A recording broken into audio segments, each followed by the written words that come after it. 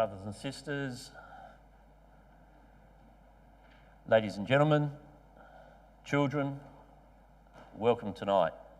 And for those that are looking on, whether it be tonight that you've zoomed in or whether it's another night you have a look, welcome, and we hope that you will take away some lessons from tonight.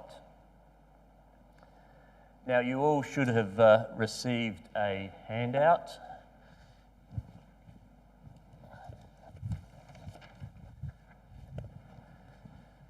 For those of you that are online, it will be double-sided, looking like that.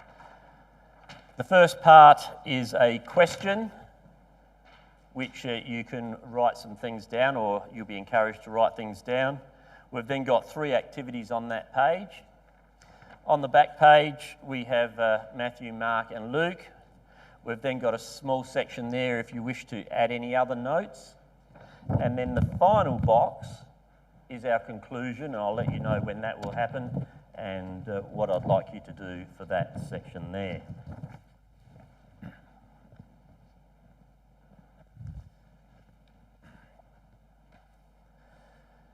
So tonight, I want to start by asking a question. And I want you to write it in question number 1. It's going to be an individual, so there's going to be no right or wrong, but I want you to answer this question.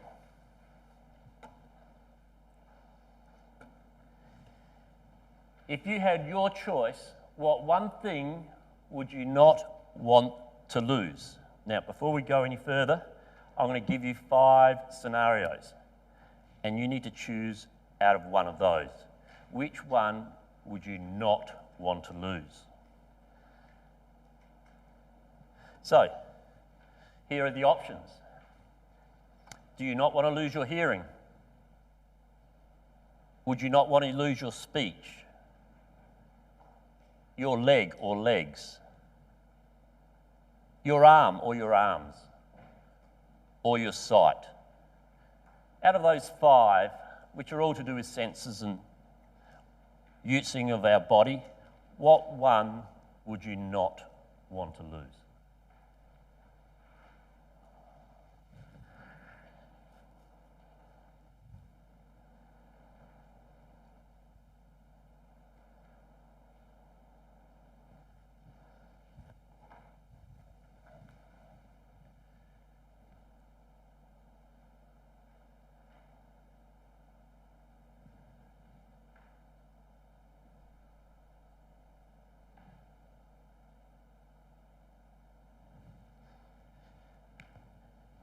Okay, with that,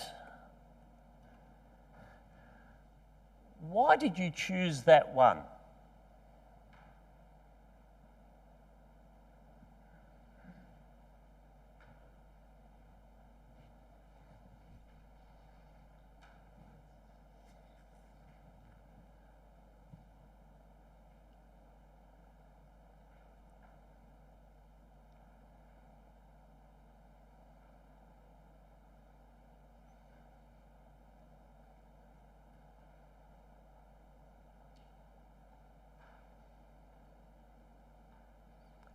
Okay,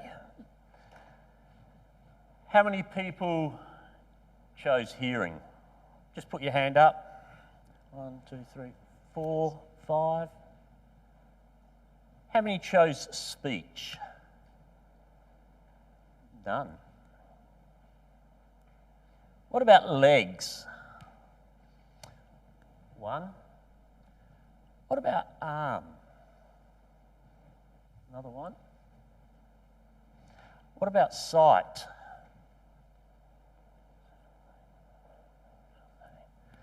Whoa, we've got 13. Okay, those that chose hearing, why did we choose hearing? What might be some of the reasons? Sam?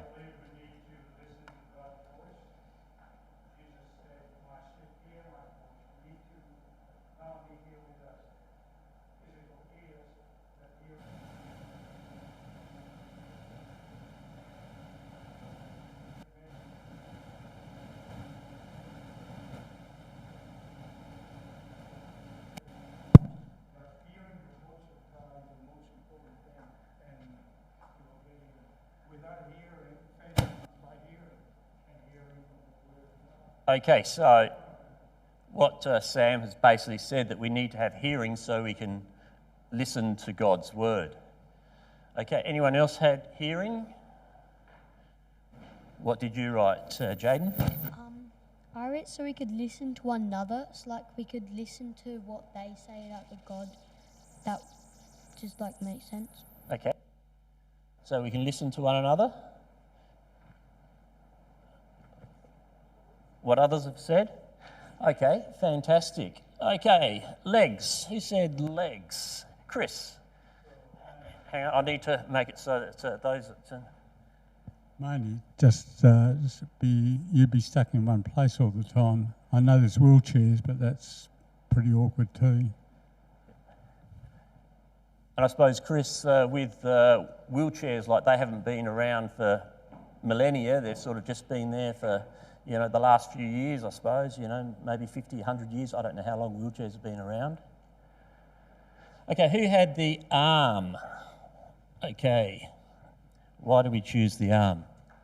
Mainly just because I find it a lot harder to help people if you want to go to the house and help them with work or anything. You can't really do that without your arms. Okay, that seems a fairly logical reason. Like if you've got no arms, you know, you can't sort of use a power tool or something like that, or a spade with your feet, can you, really? Now we've got 13 people that chose sight. Why sight?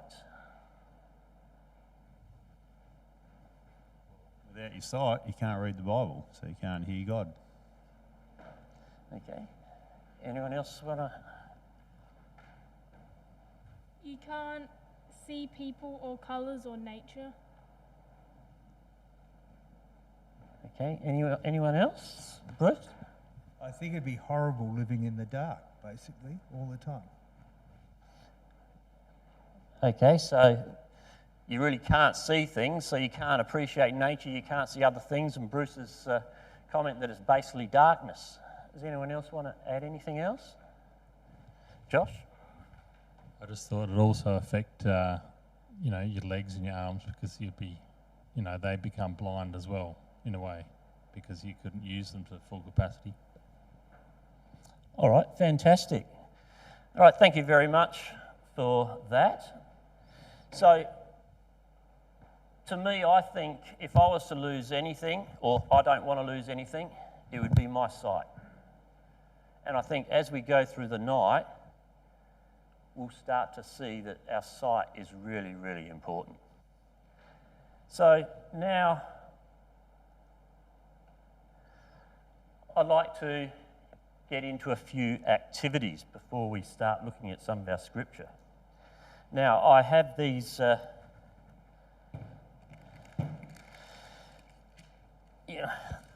these things are funny.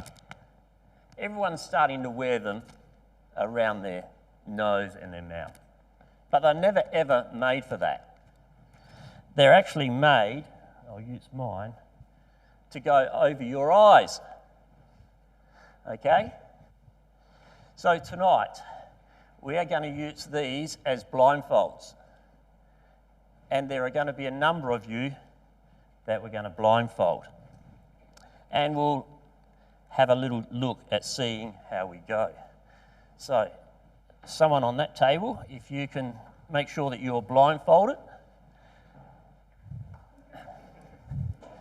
and that you can't see.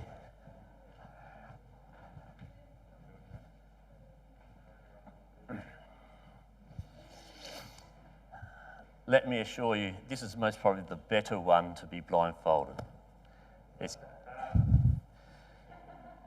Okay, so now we're going to have a look at activity number 1. Now, for those of you that aren't blindfolded, I want you to sit there silently. I'm not going to read what comes up on the screen. I'm going to allow you to read it, and then I want you to follow the instructions, okay?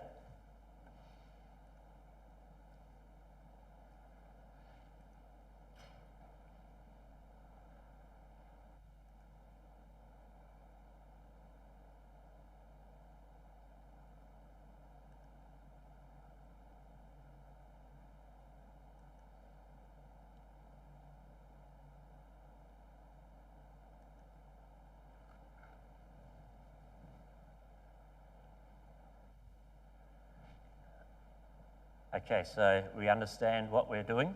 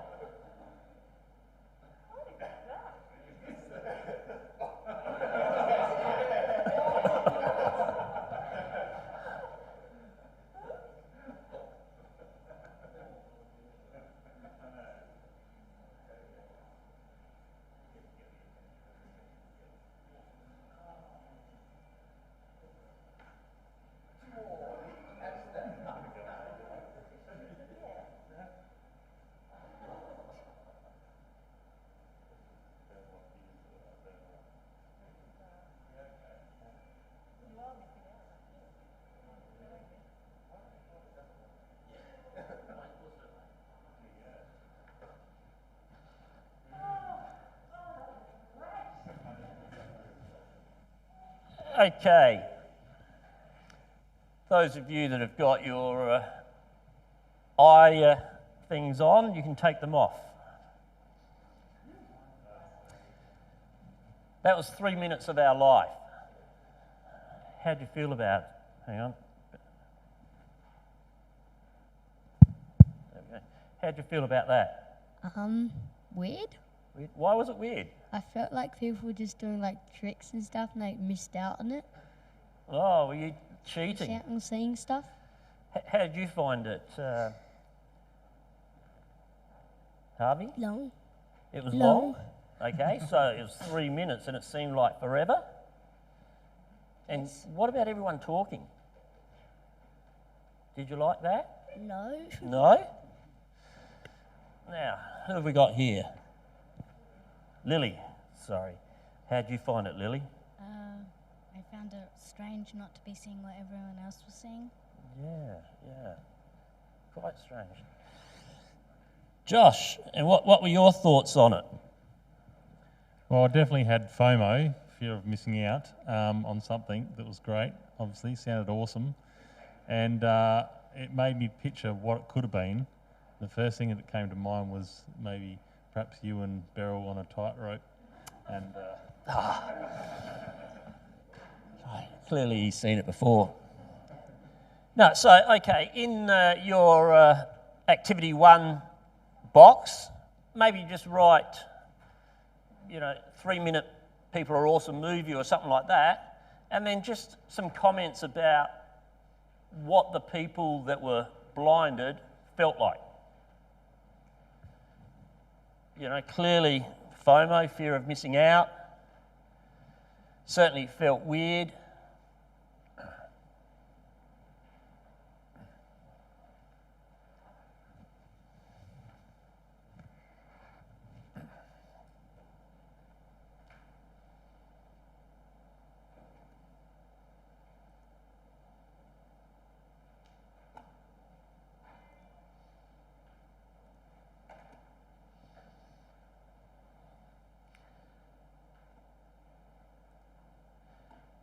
Okay. Now let's try another one. Choose somebody on your table. We might choose someone else on this table. And we might just leave it at 2 for this one.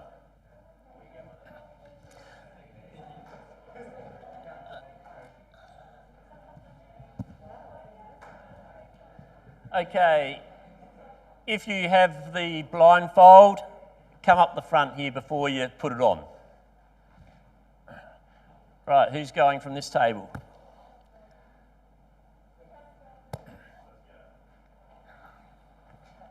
Right, stand there. And it looks like Alana's going to stand there.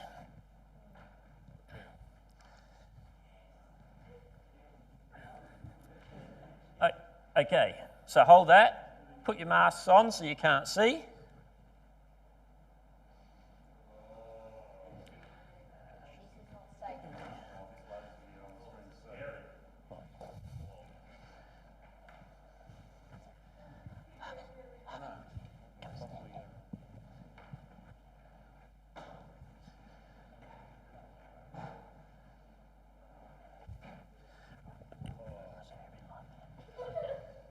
You back in the centre, and you need to walk sort of straight down the line.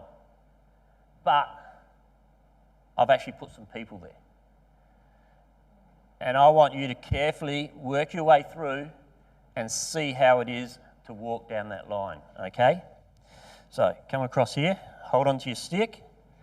Right, so you might need to use your stick more for, checking where you're going. Okay, so all you need to do is sort of walk pretty much straight. Okay? Away you go.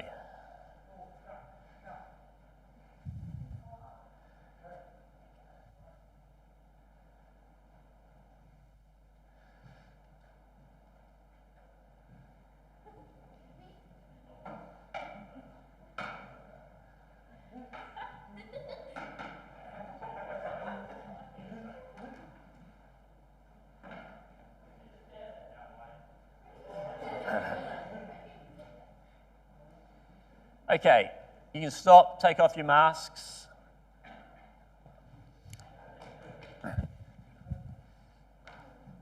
Thank you. Okay, Owen, how did you feel? I had no idea where I was going at all. Why? 'Cause I couldn't see where I was going. Okay.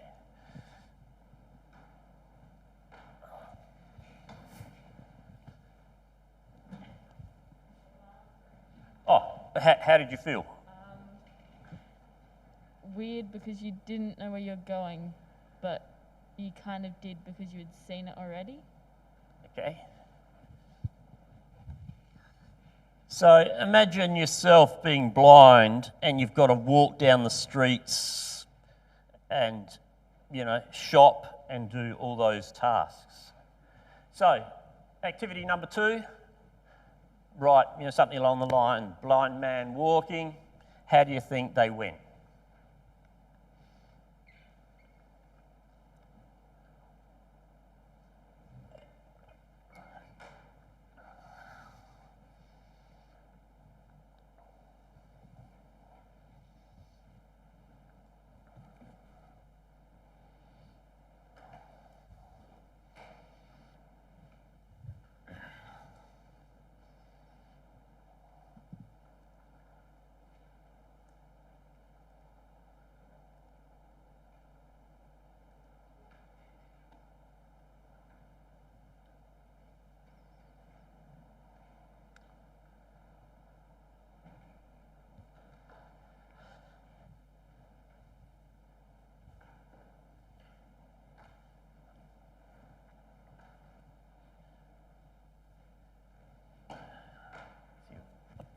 Fantastic.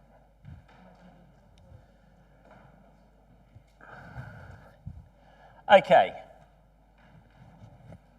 The last activity. If you've got a blindfold, hop up and come into the centre here.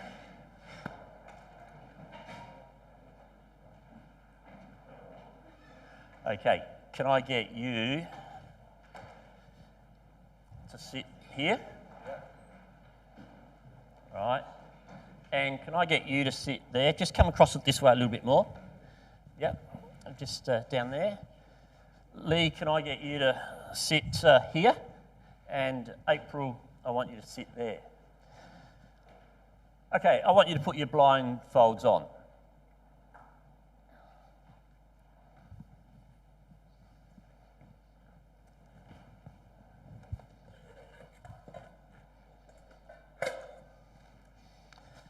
Now we've got 4 blind people that are sitting down, and just in front of you, I've just put a bowl.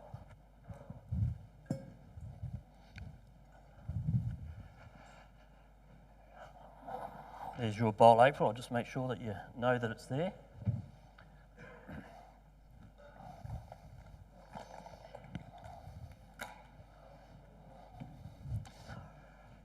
Right, what are we going to do?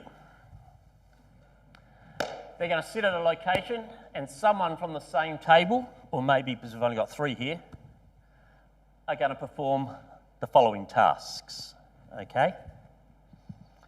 So this is where maybe if you're at the table now, you might want to write some things as we go through, because there'll be a number of activities with this one.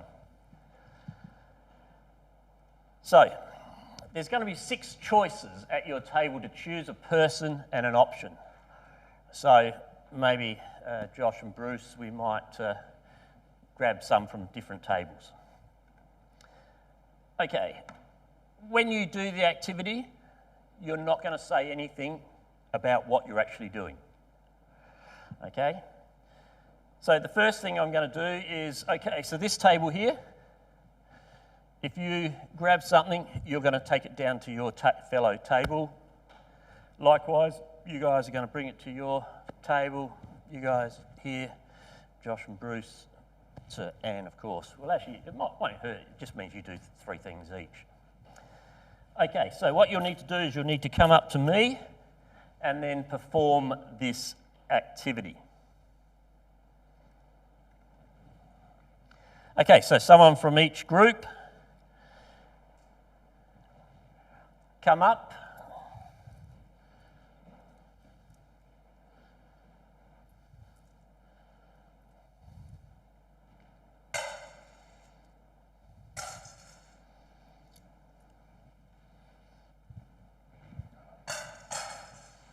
Now don't feel in the bowl, don't feel in the bowl. Okay, April, isn't it? Yep. What do you think's happened? Somebody's put money in my bowl. Yeah, how much money? I don't know yet, I haven't felt it. Sorry? I don't know yet.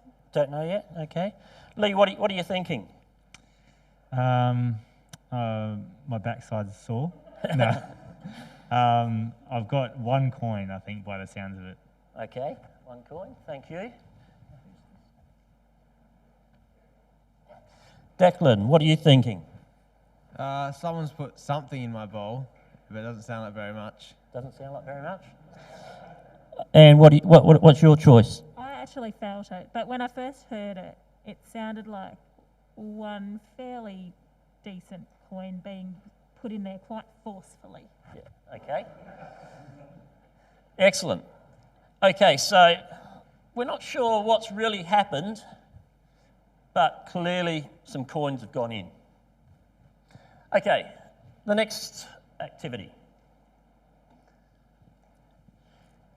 Someone from the table, come up.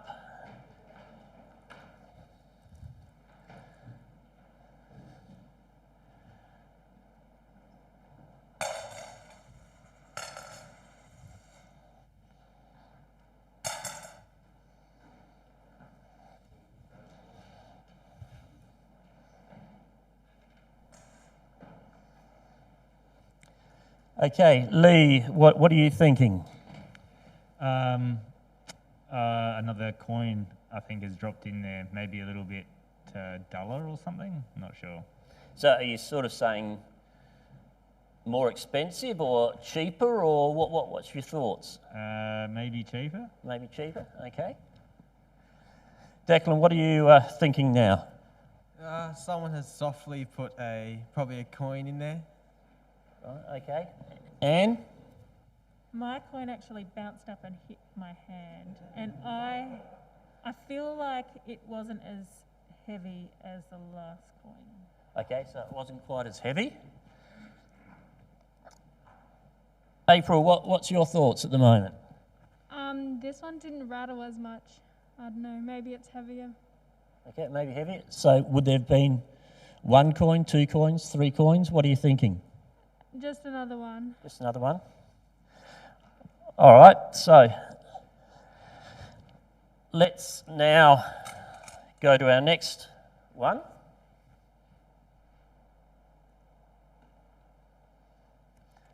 Okay, someone from the group?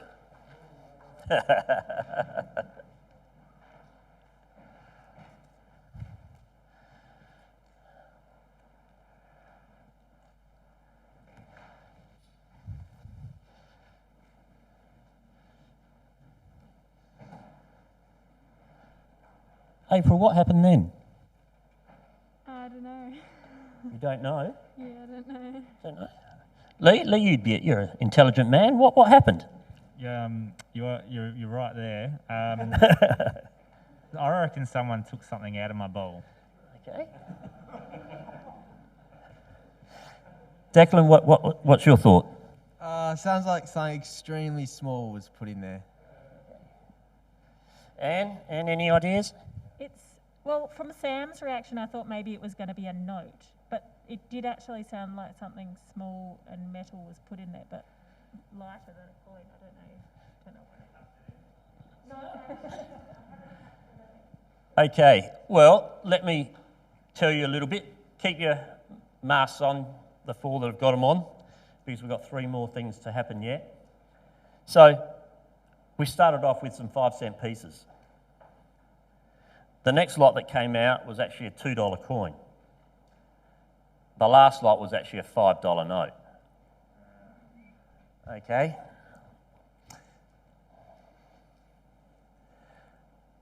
Okay, who's doing the next one? Beautiful. Whose turn is it here? Josh? You're doing it? Who's doing it down that end? Excellent. Okay. This is your task.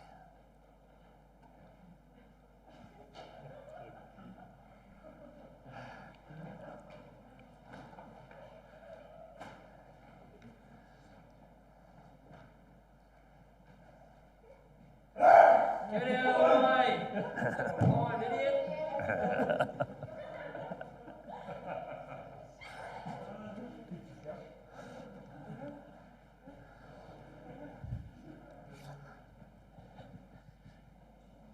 And what were you expecting? I'm used to that sort of thing all the time. What, from Uncle Bruce? Declan, what were you expecting? More stuff in the bowl, to be honest. Okay. Lee? What? Oh, I know. You got good friends, haven't you? I didn't know what to expect, actually. Okay. April, what are you thinking? Similar? Yeah. Sorry? It made me jump. Okay.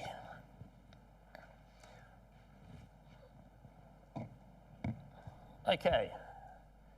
Next one. Here we go. So, whoever's doing it.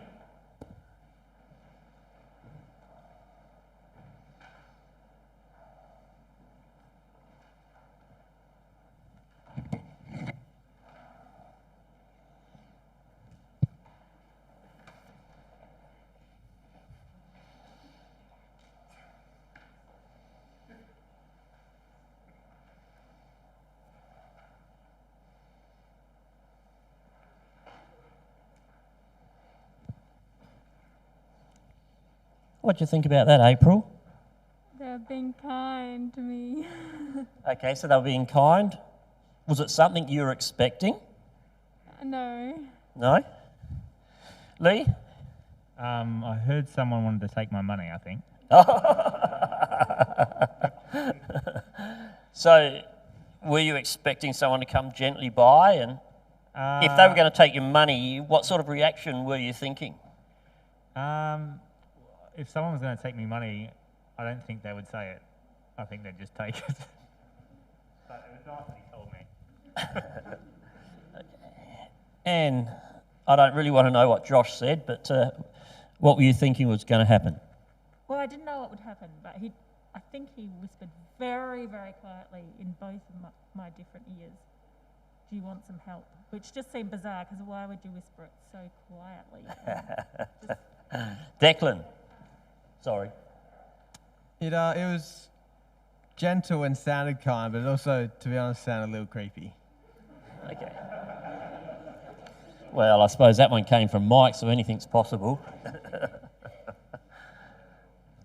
Okay. The next one.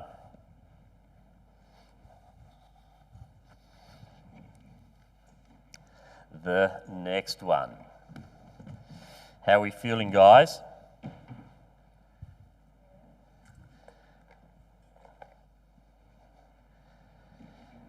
I have up here 6 containers. In each container is something different.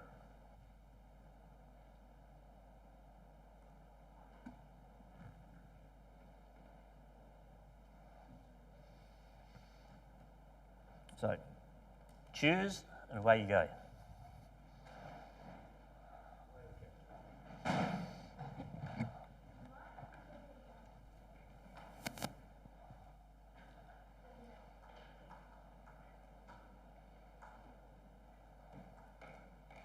Take the container at all.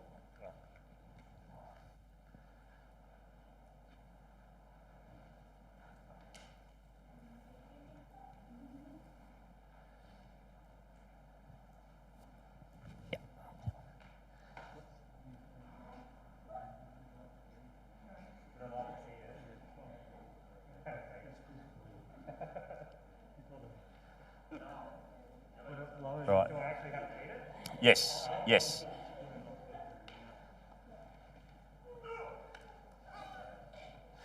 They don't have to eat all of it, just a little bit.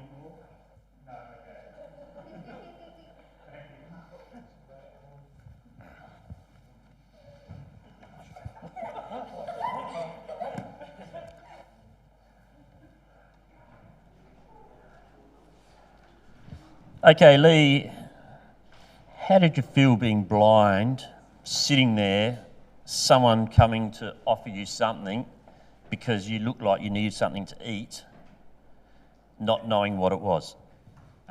Felt very weird. I felt like I wanted to feel it first in my hands or smell it or something.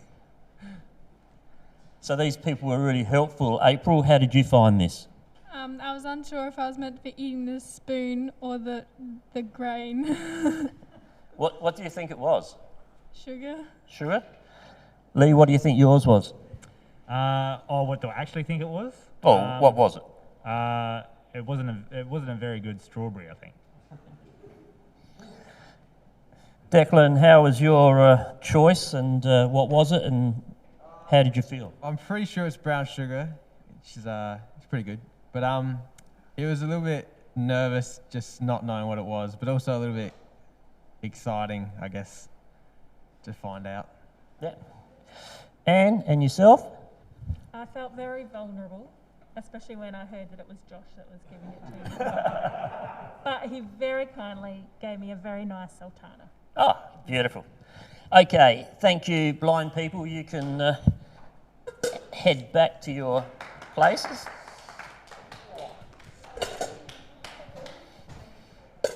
Just put it in there.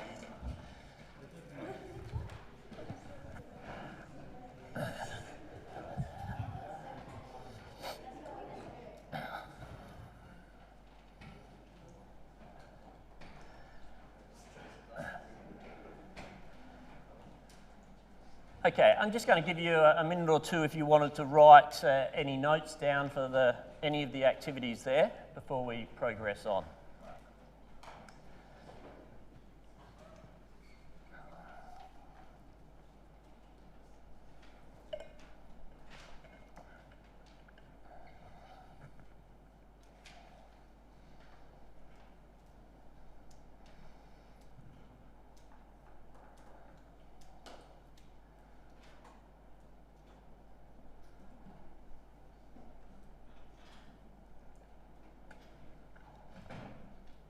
Okay, I think those three activities have really shown us that if we're blind, we're at the total mercy of somebody else. You know, we either need to have someone to help us when we're walking, if we're blind and we're beggars and asking for things, or in this case, we were giving them things. You know, you don't know what's going to happen. And as, people were sitting there and they're expecting, give, and all of a sudden someone's yelling at them, which I think we'll see by the end of the night can actually happen. We sort of wonder. And so to me, I think that being blind is possibly the worst one that we could actually have. Because if we can't hear, we can still read. If we can't speak, we can either write things down or direct to a certain extent. Yeah, sure, our legs and our arms, we can't do as much as we'd like. You know, I look after a little child in my environment at work who's in a wheelchair, and he can't walk, and we've got to wheel him everywhere. And so I can appreciate, that he can see, he can do things, but at a limited capacity. I now want to move into, I suppose, what we call more the spiritual side of things. And one of our volunteers, I think it's Owen, is it? Is going to read Matthew chapter 20, verses 29 to 34.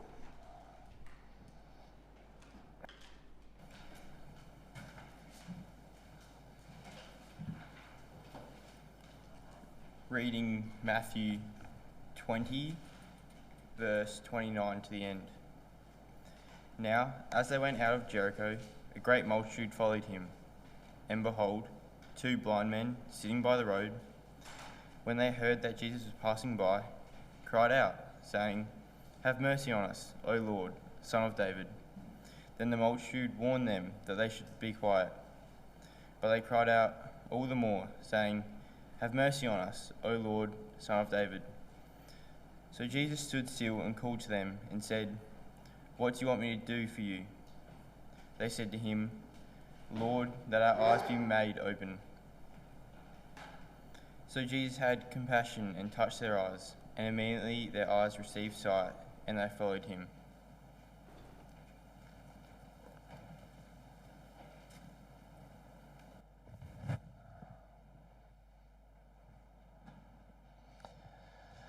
Thanks, Owen, for that reading.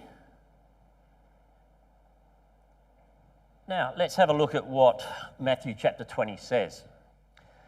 If we go back to verse 17, Jesus is taking the 12 disciples away. And he's going to tell them what happens. And so this is, I suppose, the third time that Jesus tells of his death to the disciples. But then in verse 20, we come to see that the mother of Zebedee's children make a request. And then we come down to verse 29, where they depart from Jericho. And then in verse 30, we see that two blind men are sitting in the way. And they heard that Jesus was going to pass by. And so they cried out. So from that, we can gather that these blind men have heard at some point about Jesus.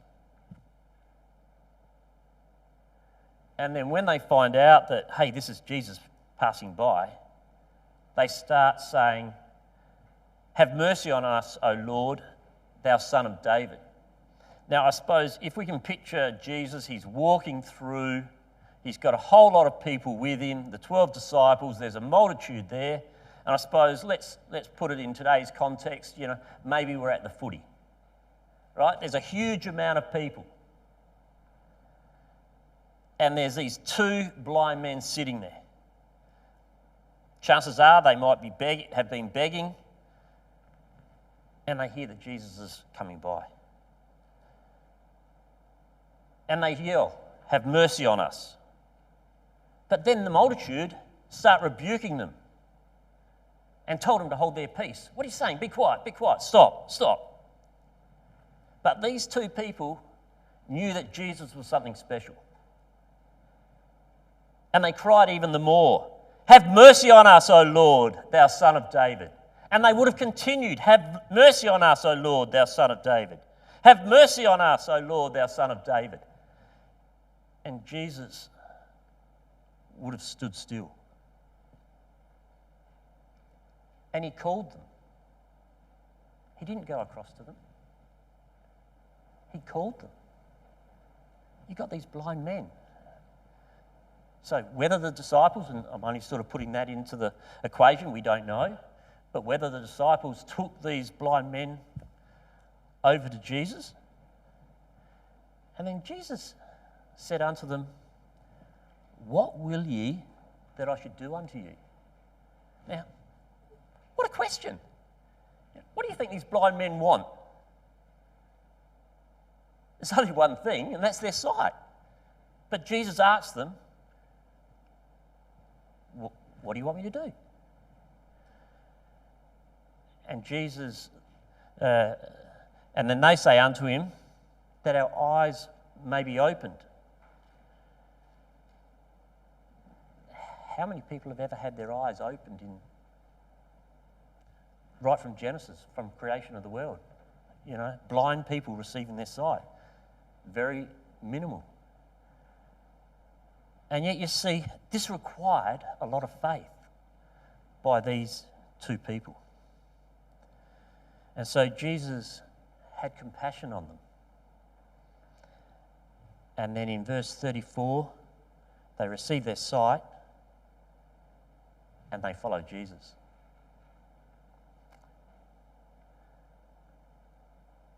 I want to go to the next parallel record and just have a look and see what Mark chapter 10 says. So if we turn across to Mark chapter 10, and Finn, are you reading that for us? Thank you.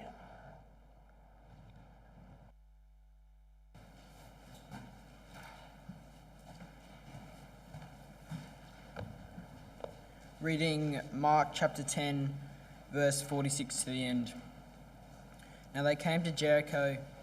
As he went out of Jericho with his disciples and a great multitude, blind Bartimaeus, the son of Timaeus, sat by the road begging.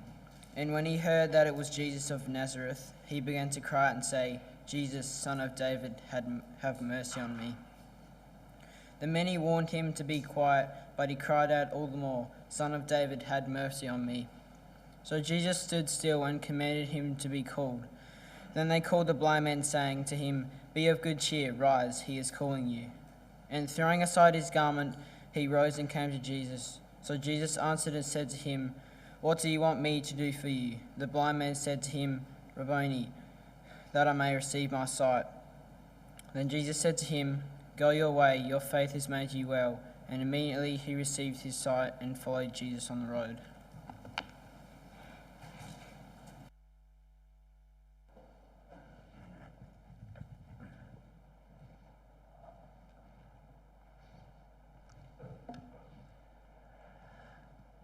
Thank you, Finn.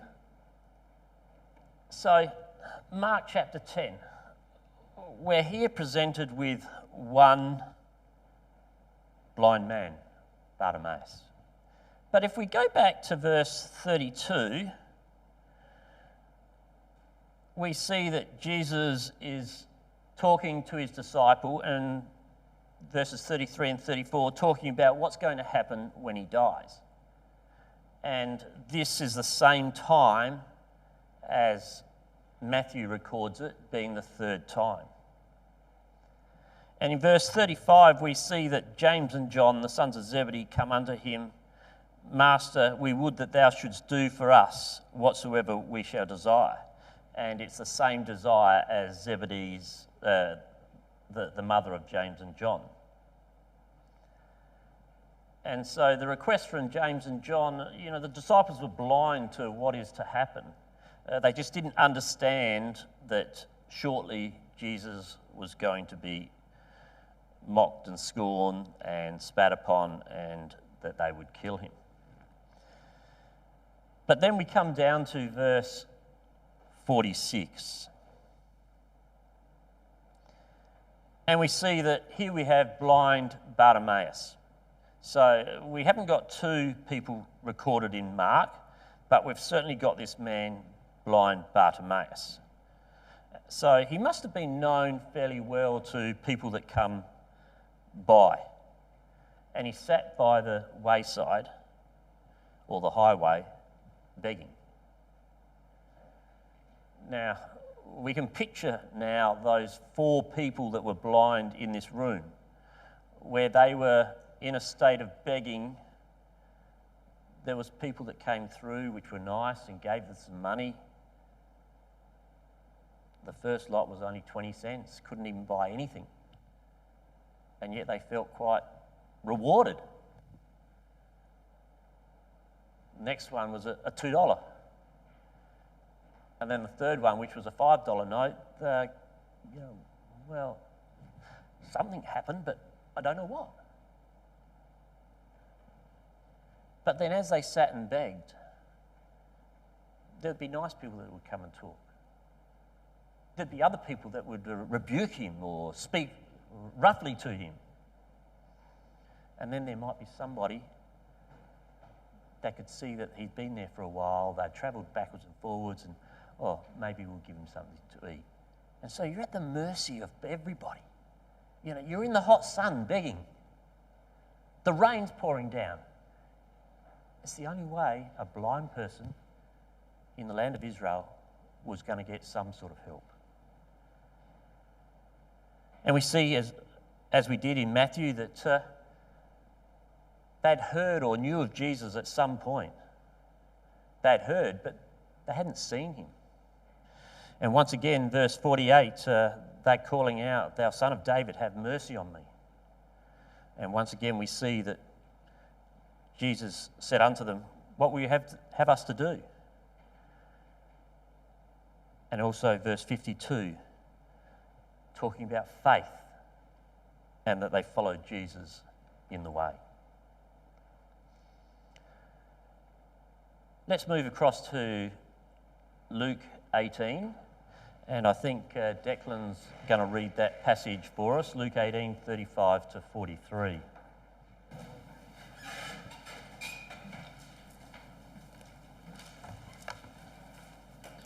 Reading with you all Luke 18, verse 35 to the end. And it came to pass that as he was come nigh unto Jericho, a certain blind man sat by the wayside begging. And hearing the multitude pass by, he asked, what it meant. And they told him that Jesus of Nazareth passed by. And he cried, saying, Jesus, thou son of David, have mercy on me. And they which went before rebuked him, that he should hold his peace. But he cried so much the more, Thou son of David, have mercy on me. And Jesus stood and commanded him to be brought unto him. And when he was come near, he asked him, saying, What wilt thou that I shall do unto thee? And he said, Lord, that I may receive my sight. And Jesus said unto him, Receive thy sight, thy faith hath saved thee. And immediately he received his sight, and followed him, glorifying God. And all the people, when they saw it, gave praise unto God.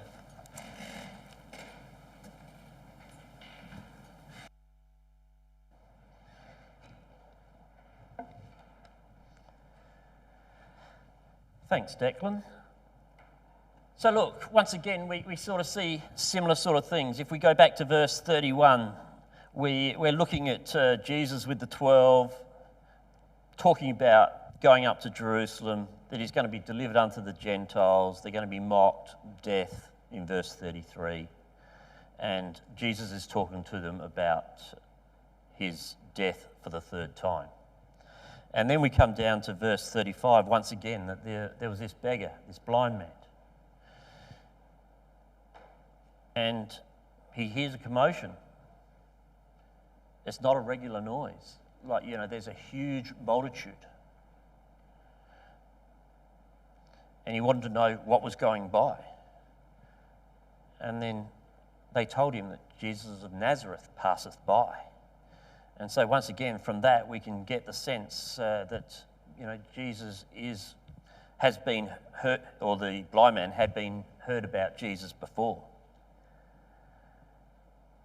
And then in particular, everything else is pretty much the same. And then when we come down to verse 43, we notice that verse 42, he had faith, and verse 43, he followed Jesus and glorified God. Now, when we get those three passages and we put them alongside each other, we see that by putting them in parallel, Matthew 20, we've got two blind men. In Mark 10, blind Bartimaeus. He was a beggar. And then in Luke 18, we see that he's a beggar. So once we put it aside, we can actually see that there's some key elements that are followed through in all of those three records. So Jesus says basically the same thing. They all want their sight. Faith was required. And then they followed Jesus in the way, and Luke 18 adds that they glorified God. And so we see that sometimes by putting the gospel records right together, it actually portrays a bit of a bigger picture of what's happening from the gospel record.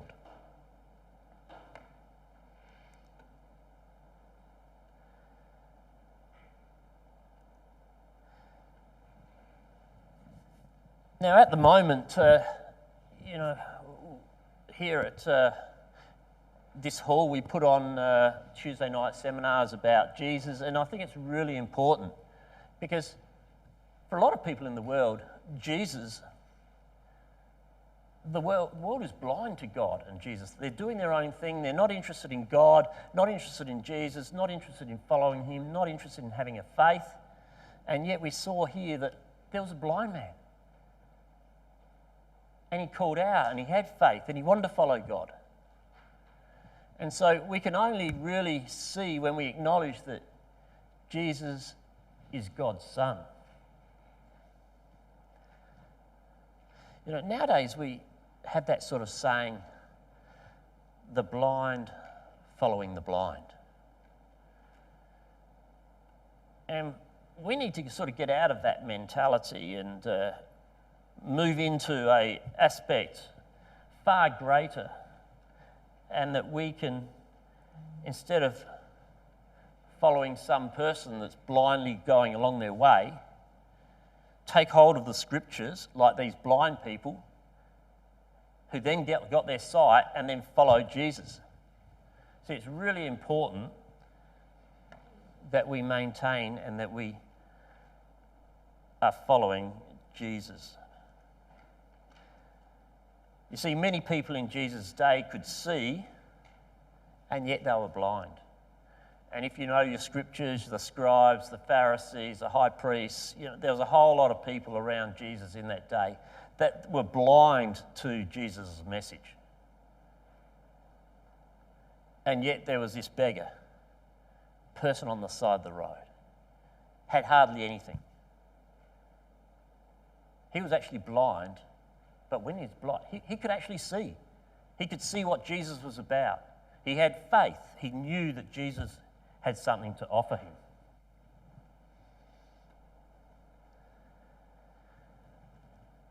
I now want to come down to the last box on your worksheet, and we're going to conclude with this. And what I want you to do is write down the heading and then write down each little section as we come to it. Okay? And I'm just going to basically read from there. So, the question is, am I blind to the things of God? When I'm talking about me. When you're writing or you're thinking about it, am I? It's a personal thing. Am I blind to the things of God? Or do I understand the things of God and can I see? So, the first thing that Jesus says is to come and follow me. And so it's really important that for us to see, we need to be able to follow Jesus. And each one of us has been called to come and follow him. But it doesn't just stop there.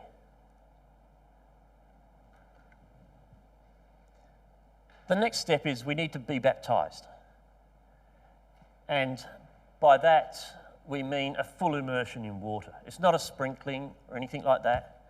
It's a full immersion in water. And there's a number of quotes that we could use for a number of these concepts, but I think we'll leave that for another night.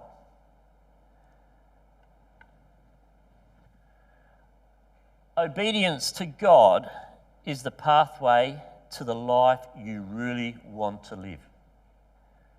So we follow Jesus, we get baptised, and it's about obedience. It's about following him.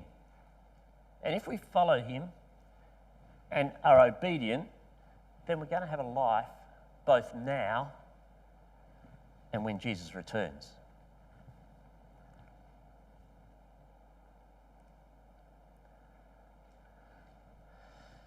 It says in Luke chapter 11, "Blessed are those who hear the word of God and obey it." So, a really, really important verse. It's not just about, let's just hear and that. We've got to be able to hear the word of God and we've got to obey it. We've got to follow it.